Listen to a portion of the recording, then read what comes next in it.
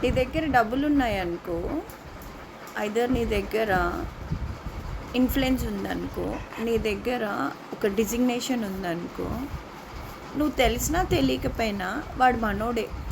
నాకు బాగా తెలుసు, క్లోజ్ ఫ్రెండ్.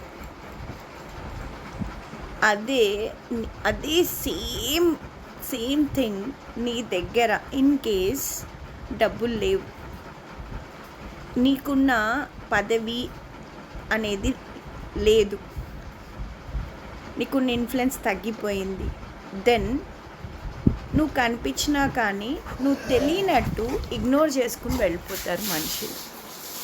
బయట వాళ్ళ గురించి ఎందుకు కానీ, నీ ఇంట్లో వాళ్ళే నీకు దగ్గర జాబ్ లేనప్పుడు, నీ దగ్గర మనీ లేనప్పుడు నిన్ను చాలా చాలా అంటే చాలా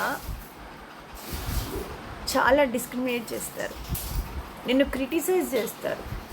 అంటే ఎట్లా అంటే రోజు మనతోటే ఉంటారు, అన్నీ మన థింగ్స్ అన్నీ వాళ్ళకి తెలుసు, ఈవెన్ దో వాళ్ళు మనుషులు కదా ఈజీగా అనేస్తారు, ఐదర్ ఇంట్లో వాళ్ళైనా బయట వాళ్ళైనా.